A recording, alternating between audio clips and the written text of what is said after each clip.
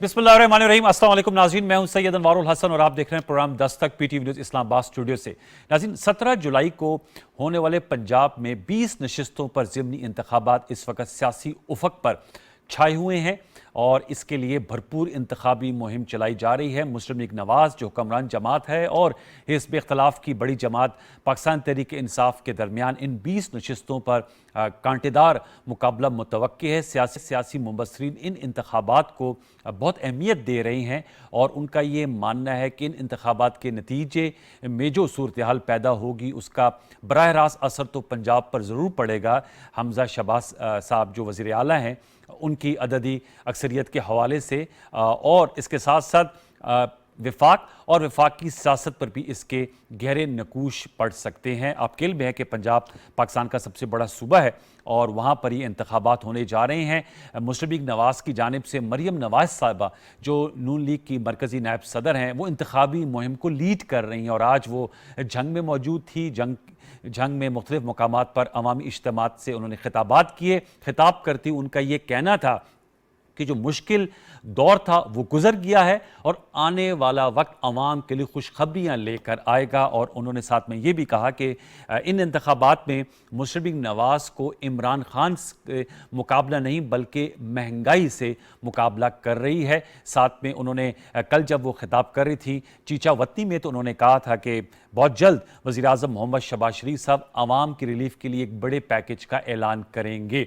साथ में हम देख रहे हैं कि चेयरमैन पाकिस्तान तहरीक इंसाफ और साबिक वज़ीर आज़म पाकिस्तान इमरान खान साहब भी भरपूर मुहिम चला रहे हैं। आज वो भक्कर में मौजूद थे और वहाँ पर अवामी इज्तिमा से खिताब करते उन्होंने लोगों पर ये जोर दिया और अपने कैंडिडेट पर जोर दिया कि वो घर घर जाकर लोगों को कि ये सिर्फ इंतखाबात नहीं बल्कि उनके मुताबिक ये हकीकी आज़ादी की जंग है। तो पॉलिटिकल स्टेक्स बहुत बड़े हुए हैं। इस हवाले से हम गुफ्तगू करेंगे आज के प्रोग्राम में और साथ में चूंकि मानसून सिस्टम भी पाकिस्तान में आया हुआ है जिसकी वजह से अर्बन फ्लडिंग जो एक बहुत बड़े प्रॉब्लम बन गया है वो भी उसकी सूरत हाल का सामना करना पड़ा। ईद उल अज़हा के दिनों में बिलखसूस शहर कैद कराची में हमने देखा कि मूसलाधार बारिश हुई और रिकॉर्ड टूट गए तमाम बारिशों के और वहाँ पर इसकी वजह से बहुत ज़्यादा पानी आया और अवामी जानों का नुकसान भी हुआ। कराची के साथ साथ खैबर पख्तूनख्वा में हमने विजुअल्स देखे, सवाबी हो, लोअर दीरो, वहाँ पर भी बहुत ज़्यादा बारिशों की वजह से नुकसानात उठाने पड़े। वज़ीर आज़म मोहम्मद शहबाज शरीफ साहब की जानिब से इस सिलसिले में चूँकि अब ये पेशन गोई हुई है कि जुमेरात से रवां हफ्ते जुमेरात से दोबारा एक सिस्टम दाखिल हो रहा है तो उसके लिए तमाम जो डिज़ास्टर मैनेजमेंट अथॉरिटीज़ और मुतल्लिका महकमे वो भरपूर तैयारी करें।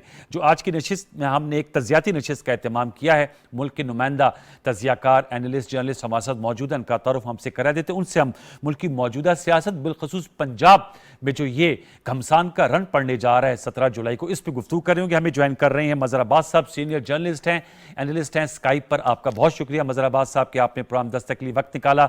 हमें ज्वाइन कर रही हैं रज़ा रूमी साहब, टेलीफोन लाइन पर सीनियर एनालिस्ट हैं, अपना सोशल मीडिया पे बड़ा मारूफ शो करते हैं, उनका बहुत शुक्रिया। और अहमद बिलाल महबूब साहब जो पिलडेट के सरबराह हैं उन्होंने हमें स्काइप पर भी ज्वाइन किया। अहमद बिलाल साहब आपका भी बहुत शुक्रिया। तीनों मौसम को फॉर्मो वेलकम।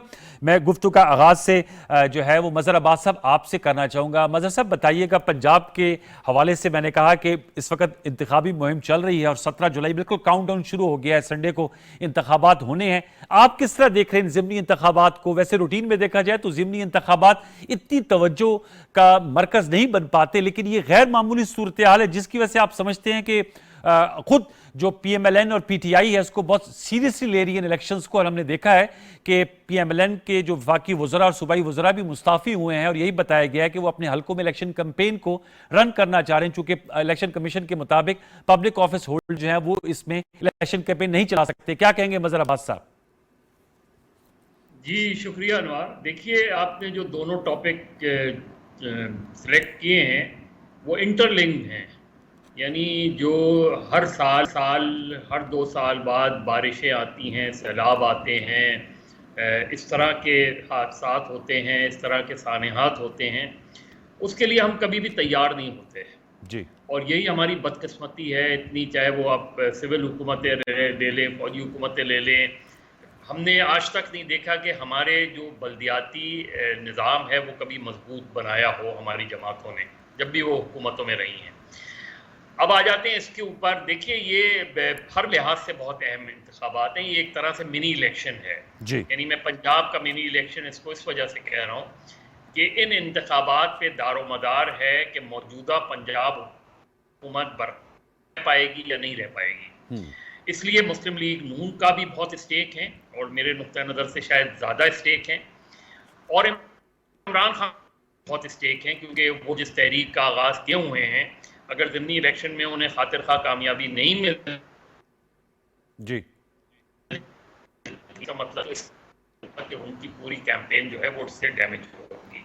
मुस्लिम लीग नून का स्टेक ये है कि उनका पंजाब में हमेशा से पिछले तकरीबन समझ ले पिछले 30 सालों से एक होल्ड रहा है। इवन उस वक्त भी जब वो नहीं रहते थे उनका होल्ड रहता था माफ कीजिएगा जी।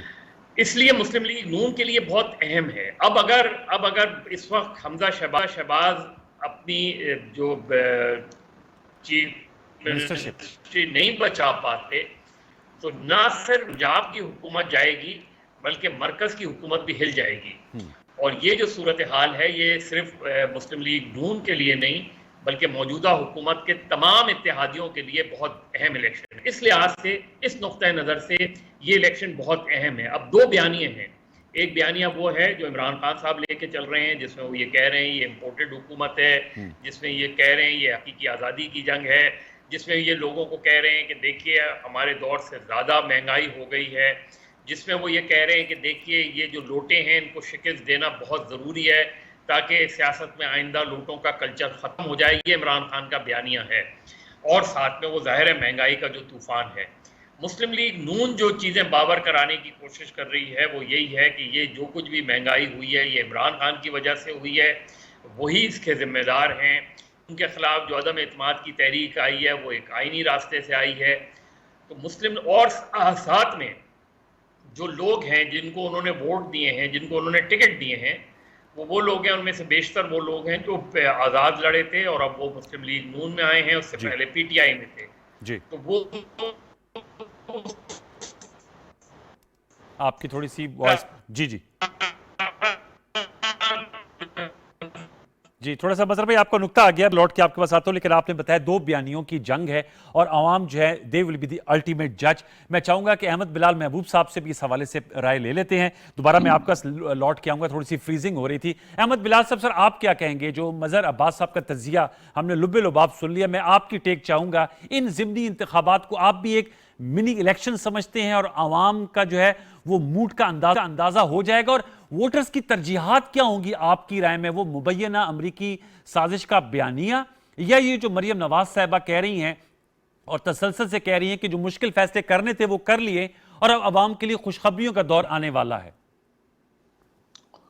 बहुत शुक्रिया अनवार साहब। ये जो इलेक्शन है ये कई लिहाज से बहुत अहम है।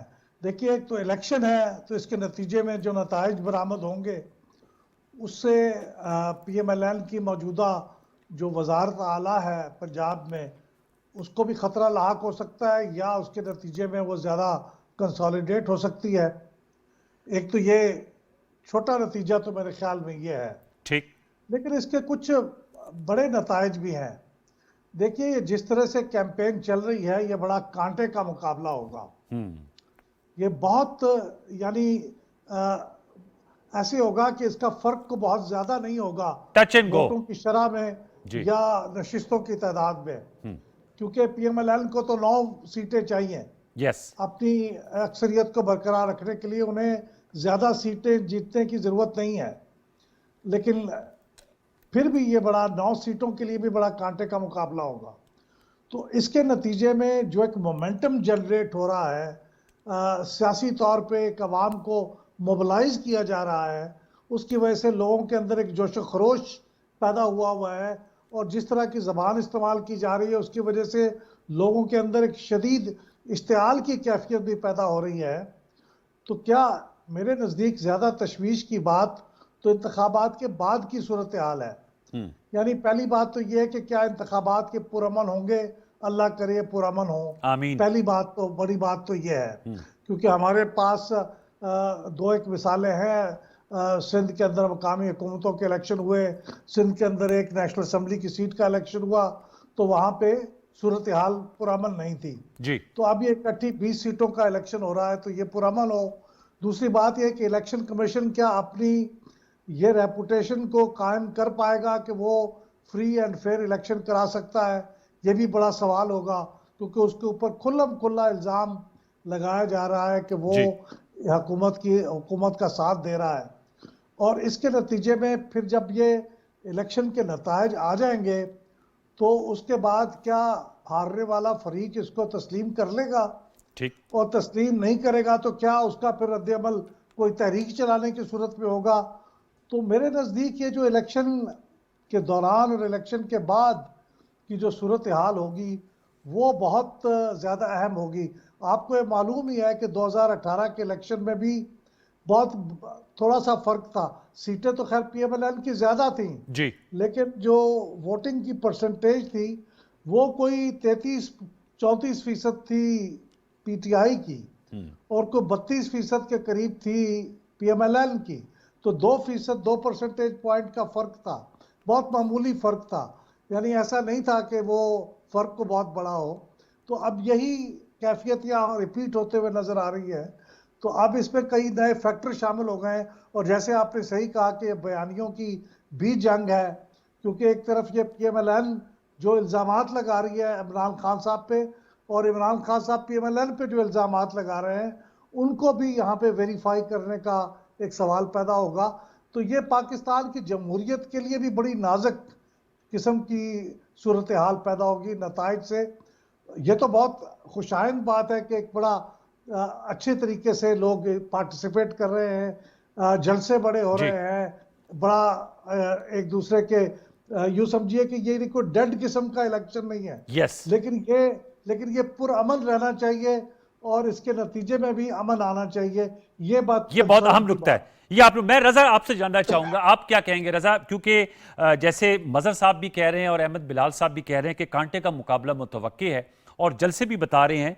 जरा ये बताएगा क्या जलसे बैरोमीटर होते हैं कि वोटर्स क्या राय रखते हैं, या आप समझते हैं जब इतनी बड़ी शख्सियात जाती हैं इन इलाकों में तो वहां पर लोग उमड़ आते हैं? और दूसरा, दावे किए जा रहे हैं, मरियम नवाज साहब और PMLN कह रहे हैं कि वो लैंडस्लाइड विक्ट्री हासिल करेंगे और एक उनका ट्रैक रिकॉर्ड है पंजाब में, वो जीतती आई हुई जमात है। साथ में इमरान खान साहब आज भी कह रहे थे कि जितना कुछ भी कर लें, और वो काफ़ी इस हवाले से इलेक्शन कमीशन पर भी और मिस्टर X मिस्टर Y का नाम ले लेकर मतलब इशारों कनायों में बहुत ज़्यादा मुबैना धांधली के हवाले से भी बात कर रहे हैं, लेकिन साथ में कह रहे हैं हकीकी आज़ादी की जंग है और हम ये तमाम तर उनके बकौल मुबैना धांधली या टैक्टिक्स के बावजूद हम जीत जाएंगे। जो भी नतीजा आता है उसको कबूलियत मिलेगी रजा रूमी साहब? अनवार साहब, आपने तो बहुत सारे सवालात पैक कर दिए एक के अंदर। देखिए, पहली तो ये बात है कि ये जलसे जो हैं ये बिल्कुल बड़े हो रहे हैं और ये बैरोमीटर इंतखाबी नताइज का नहीं होते, जैसा कि हम जानते हैं। इनसे जो लोकल वोटर होते हैं, जो कैंडिडेट होते हैं, वो मुतहरिक हो जाते हैं, वो समझते हैं कि भाई उनकी पार्टी की लीडरशिप जो है वो सीरियस है उनके बारे में, और वोटर्स भी देखते हैं, तो उस लिहाज से उनकी अहमियत तो है। लेकिन असल चैलेंज तो यही होता है कि वोटिंग के दिन वोटर्स को पोलिंग बूथ्स पे लाना और उनसे वोटिंग करवाना, वो जो एक सिलसिला है वो हमेशा ज़िमनी इंतखाबात का टर्न आउट जो होता है वो आम इंतखाबात से कम ही रहता है। ये चैलेंज है मेरे ख्याल से इस पूरे ये जो भी इलेक्शन होंगे, जो पार्टी इसमें आगे होगी यकीनन उसको एक एज हासिल हो जाएगा कि आप असल में वोटर्स जो रजिस्टर्ड वोटर्स हैं उनको लाएं और वोट करवाएं उनसे, वो घरों में ना बैठे रह जाएं, सोते ना रह जाएं छुट्टी का दिन देखकर जी। तो एक तो ये बात है। दूसरी बात ये है कि जहां तक मरियम नवाज साहिबा का दावा है, जाहिर बात है वो एक सियासी दावा है। अभी तक की जो हमें इतलात हैं, जो इब्तदाई जायजे लिए गए हैं, उसके मुताबिक PMLN जो है वो 10 से 12 सीटों के ऊपर उसकी वाज़ेह तौर पर वो आगे है। बाकी सीट्स में कुछ 4 सीट्स ऐसी हैं जहां पे PTI का कहते हैं कि बहुत जोर है, और जो बाकी सीट्स हैं तकरीबन 6, वहां पे कांटेदार मुकाबला जो है वो मुतवक्को है। और जाहिर बात है कि हमें ये भी याद रखना चाहिए कि इमरान खान साहब ने जो बयानिया बनाया है वो सच्चा हो कोई झूठा हो, शहरी इलाकों में उसको बड़ी पजीराई मिली है। तो इसलिए उसका भी ये एक लिहाज से ये बाई इलेक्शन, अभी अहमद बिलाल महबूब साहब ने तो दीगर अमूर का जिक्र किया कि क्यों ये इंतखाबात इतने अहम हैं, लेकिन ये इंतखाबात उस इमरान खान के बयानिए का भी टेस्ट हैं कि किस हद तक वो उसको वोटर्स और आम पब्लिक ने अपनाया है। अगर वाकई ही वे बहुत बड़ी तादाद में पीटीआई को वोट मिलते हैं तो फिर इससे वाज़ेह हो जाएगा कि इमरान खान साहब की मकबूलियत जो है उसमें दर हकीकत इजाफा हुआ है इनकी नाकिस कारकर्दगी के बावजूद। और जो आपने आखिरी बात कही कि क्या नताइज एक्सेप्ट कर लिए जाएंगे, देखिए ये एक मामला ऐसा है कि जहां पे इमरान खान साहब का जो रिकॉर्ड है वो बड़ा ही वाज़ेह है कि वो जो नताइज उनके हक में ना आए वो उनको एक्सेप्ट नहीं करते। लेकिन वो नहीं करते थे और वो एक रविश है, बाकी पार्टियों में भी ऐसा है, लेकिन खान साहब के पास आजकल वो बैसाखियां और वो सपोर्ट सिस्टम नहीं है जिसकी बेसिस पे वो एक एजिटेशन चला सकें। अगर तो उनके पास माजी की तरह उनको मिस्टर एक्स और मिस्टर वाई की ही सपोर्ट हासिल होती तो फिर तो यकीनन ये खतरनाक सूरत हाल बन सकती थी, लेकिन अभी तो वो खुद बकौल उनके मिस्टर एक्स और मिस्टर वाई जो हैं वो उनके साथ नहीं है। और खान साहब से ज्यादा कौन जानेगा मिस्टर एक्स और मिस्टर वाई को, क्योंकि 2018 में खान साहब को तो इक़्तिदार हासिल करवाने वाले ही ऐसे एलिमेंट्स थे और उन्होंने उनके हक में इंतखाबी नताइज भी मोड़े, आरटीएस वगैरह बंद किया रात को जिस तरह से पहले किया। तो खान साहब की को बखूबी अंदाजा है, तो वो तजुर्बे की बुनियाद पर ऐसे दावे कर रहे हैं, ये हमें नहीं भूलना चाहिए। जी अनवर जी, अच्छा मजहर मैं आपसे जानना चाहूंगा, जैसे आपने कहा कि ये कोलिशन गवर्नमेंट है, जाहिर बात है पंजाब में भी और सेंटर में भी उनकी भी स्टेक्स आई हैं। पीपल्स पार्टी की जानिब से कोई इलेक्शन कैंपेनिंग, वैसे तो वो सपोर्ट कर रहे हैं आउटराइटली और उन्होंने कैंडिडेट्स नहीं खड़े किए, लेकिन आप समझते हैं कि उनकी जानिब से भी कोई हमें वाज़ेह तौर पे नज़र नहीं आया, आसिफ जरदारी साहब या कमर जमान कायरा साहब, शायद गालिबन ये वजह है कि पीएमएलएन के कैंडिडेट्स हैं और वो ज़्यादा कन्विंसिंग कर रहे हैं, लेकिन मैं जानना चाहूँगा कि इसकी ओनरशिप कितनी ली जा रही है, क्योंकि पंजाब के नताइज जो है उनका अक्स पड़ेगा वफाक पे, तो ओनरशिप ली जा रही है। और दूसरा मैं आपसे जानना चाहूँगा पीएमएलक्यू भी हमें उस सेंटर स्टेज पे, स्पेशली जो चौधरी परवेज इलाही साहब हैं, क्योंकि वो खुद भी कैंडिडेट थे वजीर आला के, उस हवाले से आपकी क्या राय है?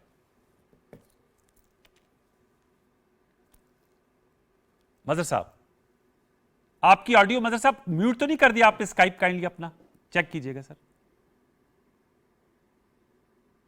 मजहर साहब आपकी ऑडियो नहीं आ रही, काइंडली अनम्यूट कर दीजिएगा अपने स्काइप को। नहीं अनम्यूट है। अब आ रही है सर, अब आ रही, प्लीज बात कीजिएगा, अब आइए सर। देखिए अनवार, सीधी सी बात यह है कि ये अभी जिस तरह रजा बात कह रहे थे, देखिए इमरान खान अगर जीतते हैं तो ये सिर्फ इत्तेहादियों की शिकस्त नहीं होगी, हुकूमती इत्तेहादियों की शिकस्त नहीं होगी, ये मिस्टर एक्स की भी शिकस्त होगी और ये बहुत बड़ी जो है वो चीज़ें बदल सकती है। और अगर इमरान खान हार जाते हैं तो जाहिर है इमरान खान के लिए आइंदा इंतखाबात में ख़ास तौर पे पंजाब में चीज़ें बहुत जो है मुश्किल हो जाएंगी। और जाहिर है अगर पंजाब में आपके लिए सूरत हाल मुश्किल हो जाए तो मरकज़ी हुकूमत बनाना आपके लिए मुश्किल हो जाती है। लिहाजा इसलिए, और ये पहला इलेक्शन मुझे नज़र आ रहा है जिसमें अनडिसाइडेड वोटर नहीं है। अच्छा, यानी ऐसा वोटर नहीं है कि जो अभी कंफ्यूज हो गया उसे कहाँ वोट देना है। ये बहुत क्लियर इलेक्शंस हैं। इसमें एक फैक्टर और भी है, वो तहरीक लब्बैक का फैक्टर है जी। तहरीक लब्बैक ने 2018 में मुस्लिम लीग नून को अच्छा खासा डैमेज किया था। वो फैक्टर कितना सिग्निफिकेंट होगा इन इलेक्शन में, ये भी बहुत इंपॉर्टेंट हमें नजर आएगा उसमें। और एक अहम तरीन बात यह है कि मुस्लिम लीग काफ जो है, देखिए चौधरी परवेज इलाही, इनको आप बहुत खुशकिस्मत भी कह सकते हैं, बहुत बदकिस्मत भी कह सकते हैं। यानी बदकिस्मत इस वजह से कि वो ऑटोमेटिक चॉइस हो गए थे इन्हीं इत्तेहादी जमातों की, लेकिन फिर एक ऐसी कॉल आई जिसके बारे में बहुत से लोगों का ख्याल है कि वो फेक कॉल थी, लेकिन बहरहाल वो फिर चले गए दूसरे कैंप में। अब इस वक्त उनकी भी जो स्टेक्स हैं वो हाई हैं। कुछ चौधरीज के अंदर जो इख्तलाफात थे वो काफ़ी हद तक कम करने की कोशिश की है चौधरी शुजात और परवेज इलाही साहब ने, और उसकी सबसे बड़ी वजह यह है कि चौधरीज को लग रहा है कि अगर पीटीआई जीत जाती है तो उसका अल्टीमेट फायदा उनको होगा जी, क्योंकि वो वजीर आला बन जाएंगे। और चौधरी परवेज इलाही माजी में भी वजीर आला रहे हैं और अच्छे वजीर आला रहे हैं, ऐसे नहीं है कि उनके बारे में कोई नेगेटिव वो चीज़ें जाती हैं। लेकिन ये जो इलेक्शन, इसलिए मुझे इसमें टर्नआउट भी अच्छा खासा होता नज़र आ रहा है। माजी के मुकाबले में ज़िमनी इलेक्शन में टर्नआउट कम होता है, लेकिन चूंकि इतना क्लोज इलेक्शन है इसलिए टर्नआउट भी अच्छा होगा। तो अगर वायलेंस नहीं होता और इलेक्शन स्मूथ होते हैं तो फिर नताइज को ना कबूल करने वाली सूरत हाल उस तरह नहीं बनेगी। लेकिन अगर वायलेंस हो जाता है और बड़े पैमाने पे वायलेंस हो जाता है तो फिर इनके नताइज कोई कबूल नहीं करेगा। अहमद बिलाल साहब, सर मैं आपसे जानना चाहूँगा, नताइज के हवाले से आपने भी कहा और मज़हर अब्बास साहब ने भी कहा कि इनका पुरअमन इनेकाद होना वो बड़ा नागुज़ीर है इनके शफाफियत और इनकी कबूलियत के हवाले से। मैं आपसे जानना चाहूँगा, चूँकि आपका इदारा इंतखाबी शफाफियत की बहुत बात करता है, इमरान खान साहब जहाँ ये एक तरफ वो दावा करते हैं कि उनका जो मैसेज है वो घर घर कर गया है और लोग जो हैं उस पर उनकी वजह से जलसों में आ रहे हैं, साथ में वो हर अपनी तकरीर में खदशात का इजहार करते हैं और बहुत संगीन किस्म के इल्ज़ामात लगाते हैं। आज भी जब वो बखर में थे तो चीफ इलेक्शन कमिश्नर साहब पर, इलेक्शन कमीशन के हवाले से मैं आपसे जानना चाहूँगा, इलेक्शन कमीशन के लिए कितना बड़ा टेस्ट केस है आपकी राय में, और अब तक जो उन्होंने स्टेप्स लिए हैं, आप बहसियत इदारा पिल्डैट थिंक टैंक उससे मुतमईन है इंतखाबात की शफाफियत और गैर जानिबदारी के हवाले से?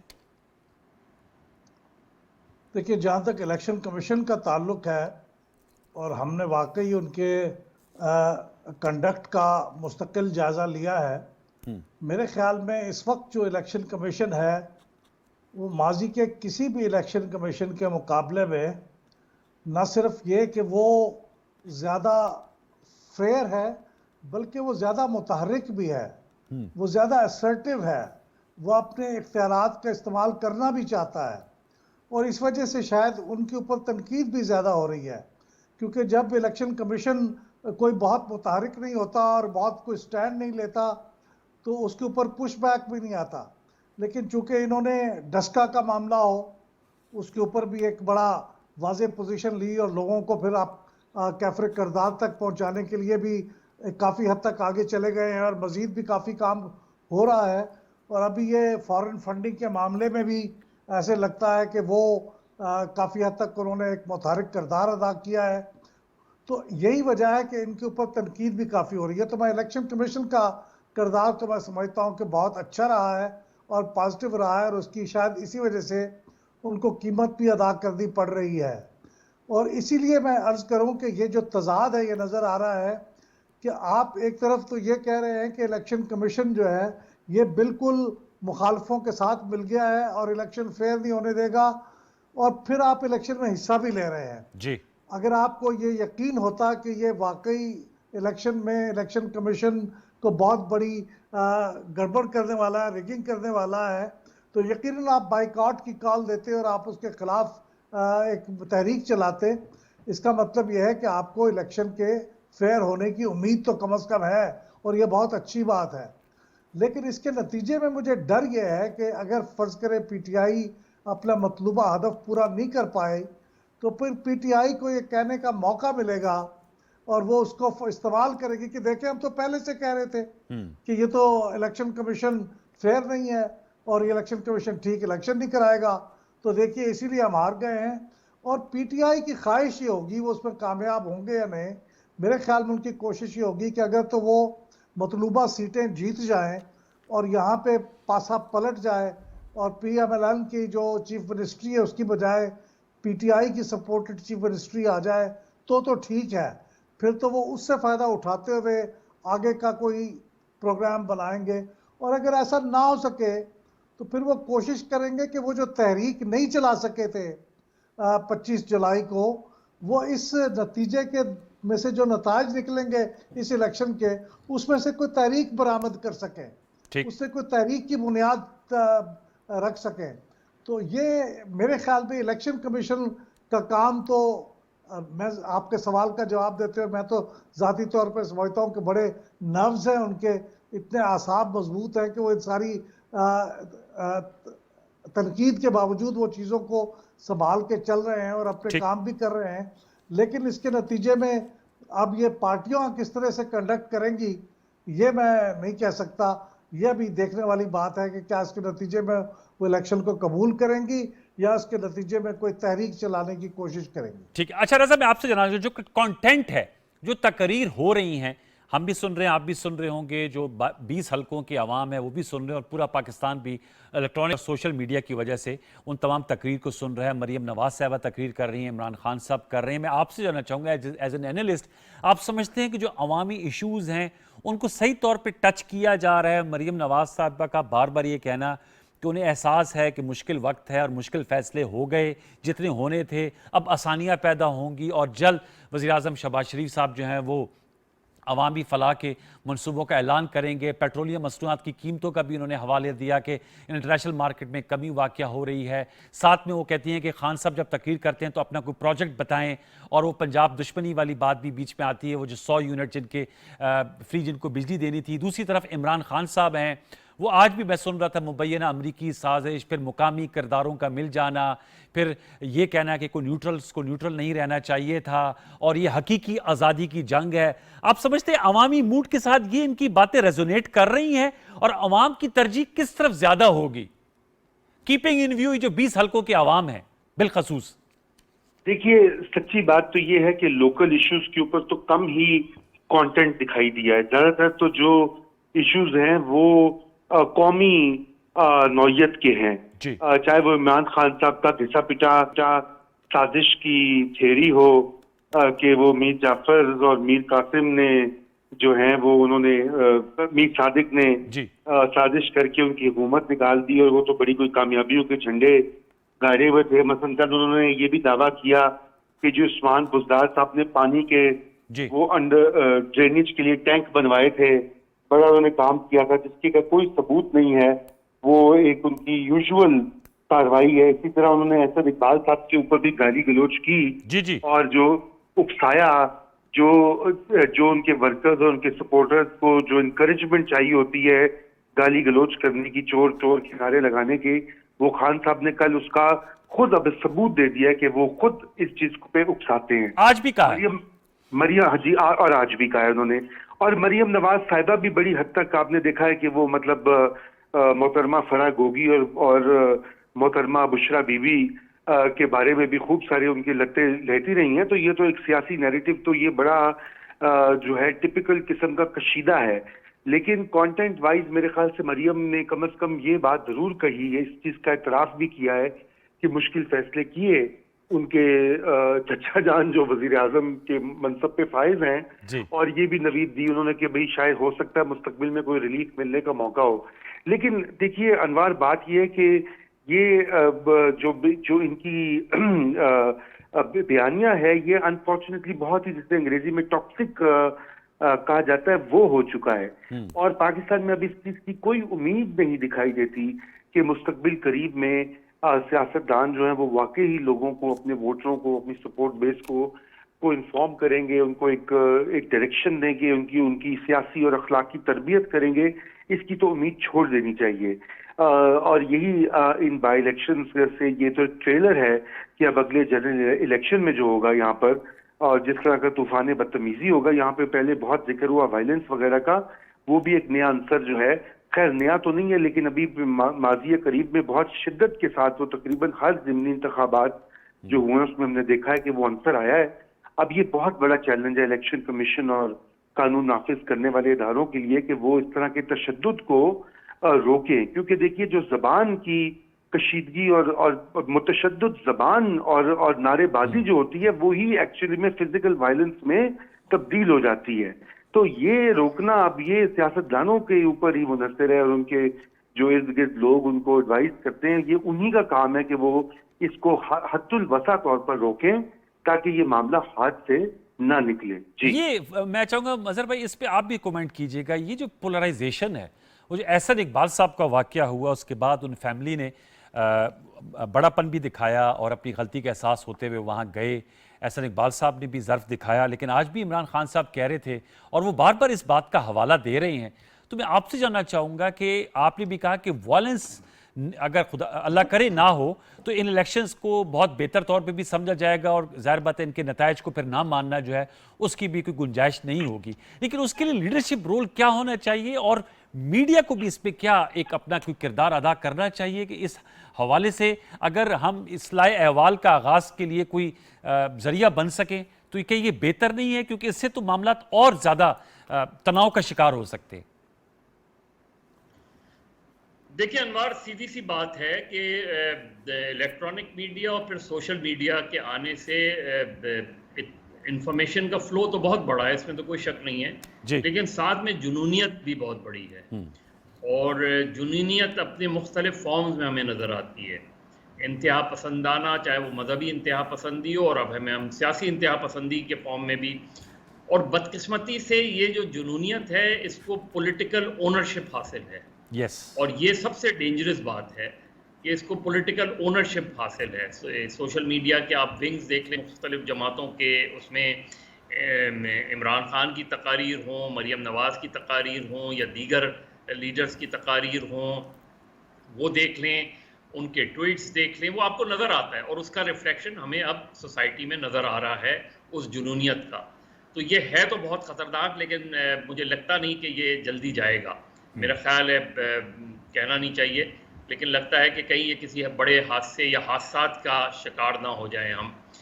दूसरी बात देखें, ये इलेक्शन में दो फैक्टर बहुत इम्पोर्टेंट हैं और वो बड़े नोटिसेबल है मेरे नुक्ता नज़र से।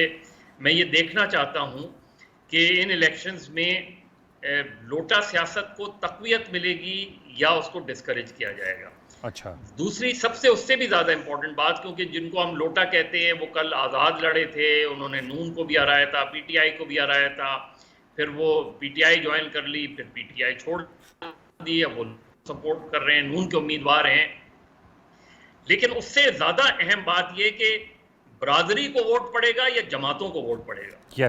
आरआई को वोट पड़ेगा, कश्मीरी को वोट पड़ेगा, जाट को वोट पड़ेगा या मुस्लिम लीग नवाज को वोट पड़ेगा, पीटीआई को वोट पड़ेगा।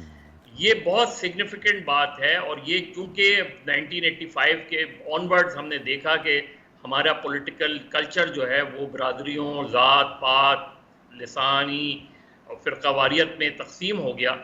तो ये इलेक्शन उस नुक्ते नज़र से भी बहुत इंपॉर्टेंट है, क्योंकि जो इमरान खान स्ट्रेस कर रहे हैं वो यही कर रहे हैं कि जी बल्ले को वोट दें।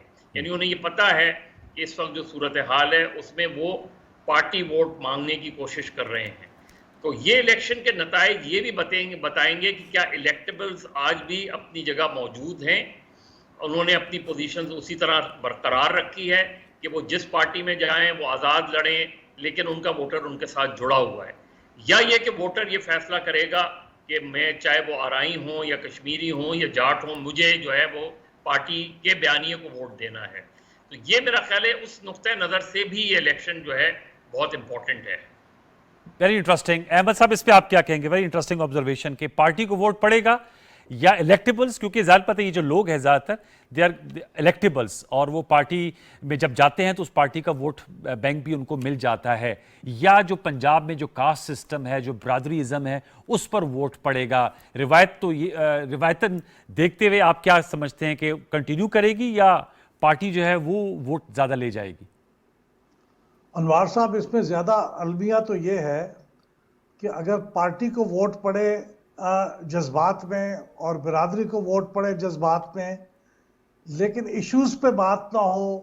हमारे मुल्क का सबसे बड़ा अलमिया जो आपने सवाल पूछा था कि इश्यूज पे, गवर्नेंस के मसाइल पे को बातचीत हो रही हो, वो तो नहीं हो रही।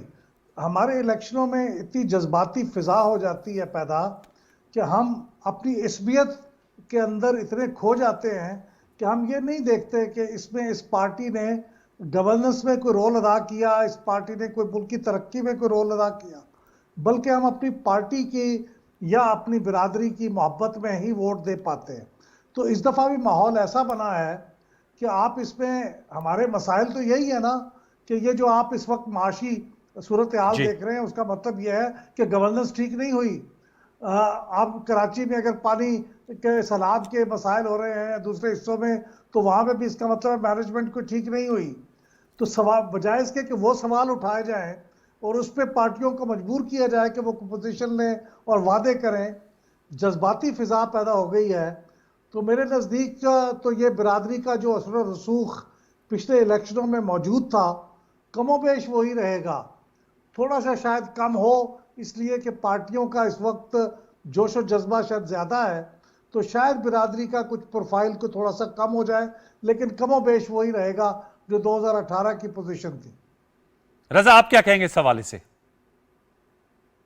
जी, मैं भी तायद करता हूं अहमद बिलाल महबूब साहब की कि बदकिस्मती से हमारे यहाँ वो डिस्कोर्स और वो सियासी मुबाहिसा और वो बयानिया नहीं बन सका जो अवाम के जो अहम मसाइल हैं, अहम तरीन मसाइल मैं कहूँगा उनमें से है। देखिए, अभी तो सैलाब की हम बात कर रहे हैं, और यहाँ सैलाब हो, यहाँ माहौलियाती तब्दीली हो, जो पाकिस्तान के 2.5 करोड़ बच्चे स्कूलों में नहीं हैं, आधे से ज्यादा पाकिस्तानियों को साफ पीने का पानी मैसर नहीं, 2/3 अक्सरियत के पास कोई हेल्थ केयर फैसिलिटीज नहीं, और अलगरज कोई लंबे मसाइल की एक फहरिस्त है, और वो उसका जिक्र नहीं होता बदकिस्मती से, उसका कोई फीचर नहीं करती वो, बस एक दूसरे पे इल्जाम तराशी, किरदार कुशी, उस पर हम जो है वो बंद हैं। और मैं ये समझता हूँ, मैं ये दोबारा से बात कहूंगा कि जब इमरान खान साहब तीसरी कुव्वत के तौर पर उभर रहे थे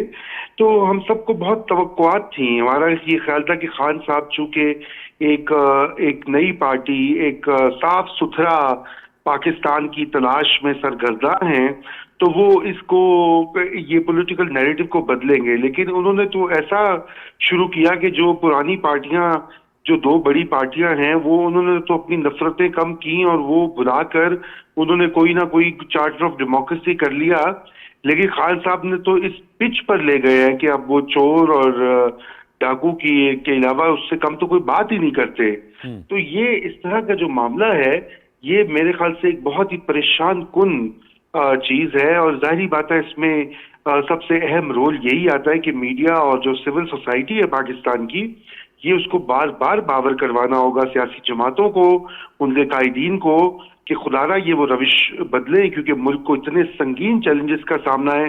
बैंकरप्सी के दहाने पे था कुछ अर्सा पहले तक, और बहुत ज्यादा जो 21वीं सदी में जो मसाइल अभी दरपेश होंगे, कल यौम आबादी था, उसका भी कुछ अहाता करें, वहां भी कहीं लेकर आए, कोई इशू बेस्ड सियासत भी स्टार्ट करें, जिसका कि अभी कोई दूर दूर इम्कान नहीं दिखाई दे रहा। जी अनवर। अच्छा, ये मजर मुझे भी जरूर बताएगा, इस पर भी आप कमेंट करना चाहें कि हमारे यहाँ इशू बेस्ड जो है वो सियासत क्यों नहीं हो पाई, और अब ज़्यादातर कन्फ्रंट्रेशनल या तानाजनी या इल्ज़ाम तराशी पर ज़्यादा गुफ्तगू जो है वो मरकूज़ रहती है। दूसरा, मैं आपसे जानना चाहूँगा, पंजाब में इलेक्शंस हो रहे हैं 20 हलकों में, उस्मान बुज़दार साहब मुझे पब्लिक मीटिंग्स पे इतने नज़र नहीं आ रहे। उन्होंने यहाँ इक़्तिदार किया है और वो वज़ीर आला रहे हैं, इस पे आप समझते हैं कॉन्स्पिक्यूस बात है कि उनकी एब्सेंस जो है उसको फील किया जा रहा है, या वो खान साहब खुद तो माशाल्लाह खुद एक कंप्लीट पैकेज है, लेकिन फिर भी जो वज़ीर आला रहा होता है वो बता सकता है कि जी मैंने ये काम किया था इस हलके में, झंग में, बखर में, लाहौर में, या और जो हलके हैं वहाँ पर इंतखाबात हो रहे हैं। क्या कहेंगे मज़र अब्बास साहब?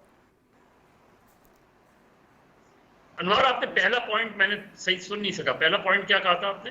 मैं कह रहा था ये जो इशू बेस्ड जो डिबेट्स हमारी या जो तकरीर हैं, जो जैसे अब रजा रूमी साहब कह रहे थे। अच्छा, जी। देखिए, इशू इमरान खान, देखिए अनवर, इशू बेस्ड पॉलिटिक्स हमारे यहाँ इसलिए नहीं हो रही क्योंकि हमारी सियासी जमातों में बहस व मुबाहिसा खत्म हो गया है, यानी सियासी जमात के अंदर बहस व मुबाहिसा खत्म हो गया है। देखिए, आप पार्टी की एक सेंट्रल कमेटी होती थी, पार्टी की एक जनरल काउंसिल होती थी, पार्टी के मुख्तलिफ सूबाई होती थी।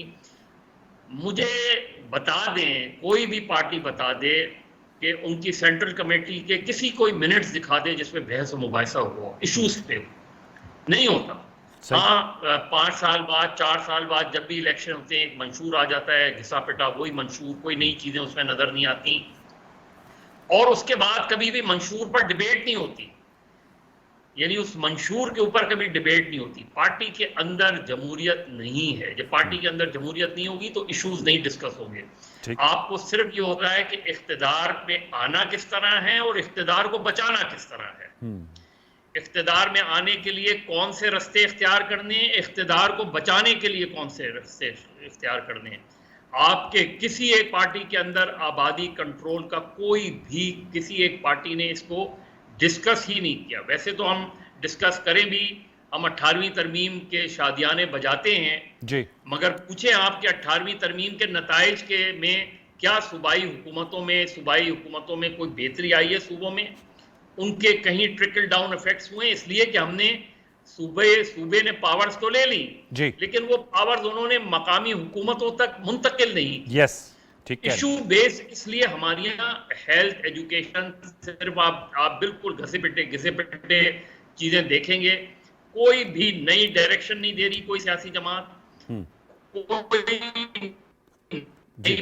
कोई भी ऐसे इश्यूज जो आपके बर्निंग इश्यूज हैं, जो आपके अवाम को डायरेक्टली हिट करते हैं, उन पे बात नहीं। महंगाई पे बात करें, एक जनरल बात हो जाती है महंगाई पे, महंगाई है, महंगाई नहीं है, महंगाई कंट्रोल करने वाले हैं, महंगाई कंट्रोल नहीं हो रही जी। बैनुल अक़वामी सतह पे कीमतें बढ़ रही हैं पेट्रोल की, इसलिए हम पेट्रोल की, आप लॉजिकल गुफ्तगू हमारे यहाँ खत्म हो गई है, लॉजिकल डिबेट हमारे यहाँ खत्म हो गई है, इसलिए हम सिर्फ इख्तिदार में आने और इख्तिदार बचाने की सियासत कर रहे हैं। ठीक, मैं आपसे जानना चाहूंगा अहमद साहब, वो फिर जवाब आप भी दे दीजिएगा, बुज़दार साहब क्यों नजर नहीं आ रहे? ये तो 4 साल उन्होंने 3.5 पौने 4 साल हुकूमत की पंजाब में, लेकिन वो इन जलसों में हमें नजर नहीं आते अहमद साहब। और दूसरा, आपने बड़े डायलॉग कराए इन इश्यूज पे, आप समझते हैं political parties active and sensitised है? जो मजहर अब्बास साहब कह रहे हैं कि डिबेट नहीं होती चूंकि पार्टीज के अंदर, इसलिए उस तरह सेंसिटाइज नहीं है पॉपुलेशन पे, हेल्थ पे, एजुकेशन पे। देखिए, ये जो बुज़दार साहब नहीं है तो ये कोई हैरानी की बात नहीं है। बुज़दार साहब तो कभी भी को अवामी लीडर तो नहीं थे, उनका ना अवामी लीडर थे ना वो बन सके, बावजूद इसके कि वो 4 साल के करीब पंजाब यानी पाकिस्तान के सबसे बड़े सूबे के चीफ एग्जीक्यूटिव रहे। तो उनका बनाने का मकसद भी यही था, ये नहीं था कि वो कोई लीडर नया बनाना चाह रहे थे कि एक नई लीडरशिप मुयस्सर आ जाए कौम को। तो इसलिए उनकी तो लीडरशिप का कोई डेवलपमेंट ही नहीं हो पाई कि वो इन इलेक्शन में कोई किसी किस्म का किरदार अदा कर सकते। ये अफवाह सुनने में आ रही है थी, और पता नहीं किस हद तक दुरुस्त है, कि वो शायद उनके कुछ रिश्तेदार PMLN को भी सपोर्ट कर रहे हैं। अच्छा। तो इसकी वजह से वो खुद अखबारों में मैंने कुछ चीज पढ़ी थी, मुझे उसके बारे में मैं तस्दीक नहीं कर सका। ओके। तो इससे भी इसको तकवीयत मिल सकती है कि हो सकता है वो हो, लेकिन वो अहम बात नहीं है। मेरा ख्याल है बुज़दार साहब कभी डिजाइन नहीं थे कि वो इस तरह के किसी अवामी को कंट्रीब्यूशन कर पाएंगे। जो दूसरी बात है, देखिए अनवार साहब, ये जो गवर्नेंस के मामलात पे काम करना, इश्यूज के ऊपर काम करना, इश्यूज पे बहस करना, ये जरा मेहनत तलब काम होता है। हमारी सियासी जमातें बिलमुम आदी हुई हो गई हैं कि वो इश्तिहाल दिलाएं लोगों को, और इश्तिहाल के आलम में वो अपनी तरफ तवज्जो खींचें, उनको इश्तिहाल दिला के अपनी तरफ उनकी हमायत हासिल करें या मुखालिफ के खिलाफ उनको इस्तेमाल करें, और इसी इश्तिहाल के आलम में ही वो वोट का इधर से उधर हो जाए, उधर से इधर हो जाए। लेकिन ये जो मेहनत तलब काम है, ना तो हमारे अवाम का ज़ौक है कि वो उनसे पूछे कि ये तो सब ठीक है जो आप कह रहे हैं, चोर डाकू, लेकिन आप ये बताइए कि इस मुल्क में हमारी जो मईशत है कैसे ठीक होगी, हमारे यहाँ ये जो खसारा है कैसे कम होगा, और कैसे ये बिजली का बहरान खत्म होगा, और कैसे पीने का पानी मिलेगा। ये सही बातें हैं, लेकिन ना अवाम पूछते हैं, हमारा ज़ौक नहीं है।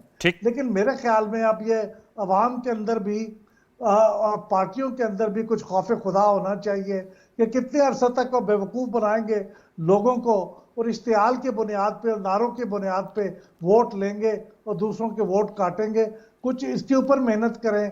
इसलिए जब वो इलेक्शन जीत के आते हैं तो फिर वो कहते हैं कि हमें तो कुछ पता ही नहीं था, हम तो पता ही नहीं था कि इस तरह के मसाइल हैं, तो अब हम इसके ऊपर काम शुरू करेंगे। और वक्त गुजर जाता है, वो कुछ कर नहीं पाते, वक्त खत्म हुआ जाता है। लेकिन बातें व्यूअर्स, हमने बड़ी अच्छी सैर हासिल गुफ्तगू की 17 जुलाई को होने वाले ज़िमनी इंतखाबात के हवाले से, और ये हमारी गुफ्तगू का सिलसिला इसलिए जारी रहेगा क्योंकि इस वक्त जैसे मैंने प्रोग्राम के इब्तिदाई में कहा कि डोमिनेट कर रही है पंजाब में होने वाले ज़िमनी इलेक्शन, और ये बहुत बड़ा सवाल है जो हम इंशाल्लाह कल उठाएंगे अपनी नशिस्त में कि क्या इन ज़िमनी इंतखाबात के नतीजे में पंजाब में पॉलिटिकल स्टेबिलिटी आएगी या नहीं आएगी। बारकैफ एक अच्छी पुरमक्स गुफ्तगू हुई।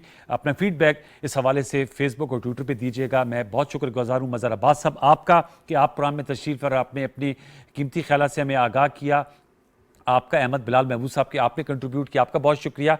और रज़ा रूमी साहब ने हमें ज्वाइन किया, उनका भी बहुत शुक्रिया। कल तक के लिए सैयद अनवारुल हसन और प्रोग्राम दस्तक की प्रोडक्शन टीम को इजाज़त दीजिए। अपना बहुत सा ख्याल रखिए। अल्लाह ने के बाद।